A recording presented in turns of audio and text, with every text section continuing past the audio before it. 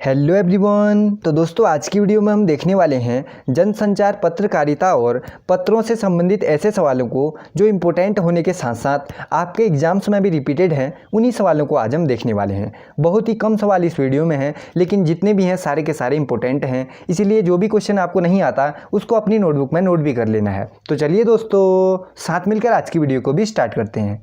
आज की वीडियो में पहला सवाल, अपने मित्रों बंधुजनों को लिखे जाने वाले पत्रों को किस प्रकार के पत्र माने जाते हैं जो अपने मित्रों या फिर बंधुजनों को लिखे जाते हैं। चार ऑप्शन हैं, कार्यालयी पत्र, अनौपचारिक पत्र, व्यावसायिक पत्र या फिर औपचारिक पत्र। जो पत्र अपने मित्रों या फिर बंधुजनों को लिखे जाएंगे उन्हें कहा जाएगा अनौपचारिक पत्र, यानी ऑप्शन नंबर बी राइट हो जाएगा, अनौपचारिक पत्र। बढ़ते हैं दोस्तों नेक्स्ट क्वेश्चन की ओर। अगला सवाल, संपादक किसे कहते हैं। इसमें भी चार ऑप्शन हैं, समाचार को एकत्रित करने वाला, प्रकाशक, मुद्रक या फिर त्रुटि रहित कर छापने योग्य बनाने वाला। संपादक कहा जाएगा जो त्रुटि रहित करके छापने योग्य बनाएगा। ऑप्शन नंबर डी राइट हो जाएगा। अगला सवाल, यूनिकोड फॉन्ट के क्या फ़ायदे हैं। चार ऑप्शन है, मानक कुंजी पटल में टंकण, सभी अद्यतन प्रचालन प्रणालियों में पठनीय, ऑनलाइन और ऑफलाइन के लिए प्रयोग में सुविधा या फिर उपरोक्त सभी।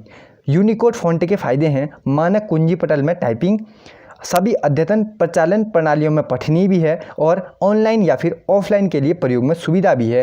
तो सभी सही हैं, यानी उपरोक्त सभी। ऑप्शन नंबर डी राइट हो जाएगा। अगला सवाल, संचार में शोर का क्या मतलब है। अपने आप में मोस्ट इंपोर्टेंट क्वेश्चन, बहुत जगह इस क्वेश्चन को आपने देखा भी होगा। संचार में शोर का क्या मतलब होता है। संचार प्रक्रिया में बाधा होता है संचार में शोर का मतलब, यानी ऑप्शन नंबर डी को राइट करने के बाद अगले सवाल की तरफ हम बढ़ जाएंगे। टिप्पण का मुख्य उद्देश्य क्या होता है। अब बताओ फिर। चार ऑप्शन है, मामलों पर प्रकाश डालना, मामलों का ब्यौरा तैयार करना, मामलों को नियमानुसार निपटाना या फिर उपरोक्त में से कोई नहीं।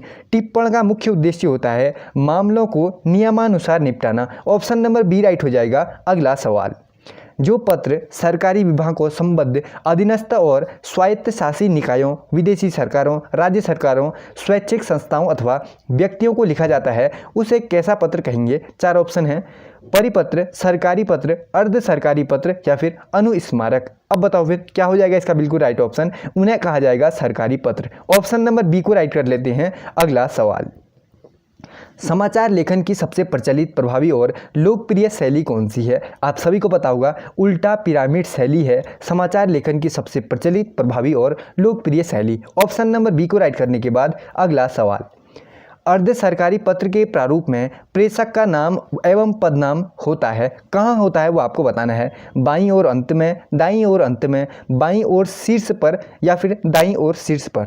बताओ फिर कहाँ हो जाएगा। बाईं और शीर्ष पर होगा। ऑप्शन नंबर सी राइट हो जाएगा। ऑप्शन नंबर सी को राइट करने के बाद हम बढ़ जाते हैं अगले सवाल की तरफ। अब अगला सवाल हमसे कहता है, ईमेल किस संचार माध्यम के अंतर्गत आता है। ईमेल किस में आएगा बताओ फिर।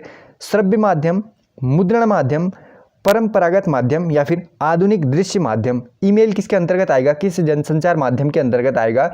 आधुनिक दृश्य माध्यम के अंतर्गत, यानी ऑप्शन नंबर डी को राइट कर लेते हैं। अगला सवाल, पासपोर्ट को हिंदी में क्या कहते हैं। ये भी इंपॉर्टेंट क्वेश्चन है। अब बताओ फिर पासपोर्ट को हिंदी में क्या कहेंगे। हवाई पत्र, निर्यात पत्र, पार पत्र या फिर प्रेषण पत्र। क्या कहेंगे पासपोर्ट को, पार पत्र कहेंगे। पार पत्र किसे कहते हैं, पासपोर्ट को कहते हैं, ठीक है ना।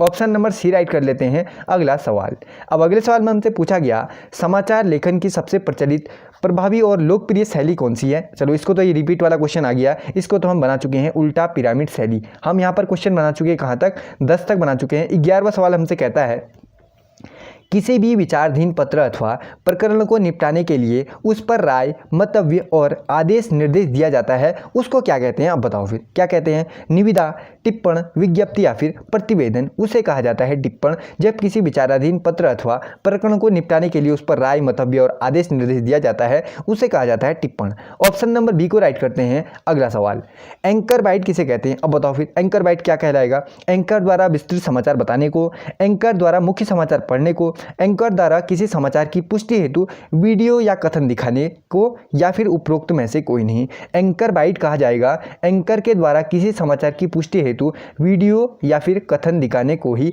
एंकर बाइट कहा जाएगा, यानी ऑप्शन नंबर सी को राइट कर लेते हैं। Option number C. अगला सवाल, अब अगले सवाल में हमसे देखते हैं क्या पूछा जाता है। अगला सवाल देखो, किसी मुद्दे पर लेख लिखने में उसमें ताज़ी घटना का उल्लेख करना जिसके कारण वह मुद्दा चर्चा में आया, वह क्या कहलाएगा? अपने आप में मोस्ट इंपोर्टेंट क्वेश्चन। किसी मुद्दे पर लेख लिखने में उस ताज़ी घटना का उल्लेख करना जिसके कारण वह मुद्दा चर्चा में आया था, वह क्या कहलाएगा? वह कहलाएगा news page. Option number A right हो जाएगा। अगला सवाल, बैठक में उपस्थित व्यक्तियों के पदानुसार नाम, उनकी राय का पूरा विवरण सहित कार्य सूची में रेखांकित कार्यों पर विचार विमर्श का संक्षिप्त विवरण क्या कहलाएगा? अब बताओ फिर ये क्या कहलाएगा?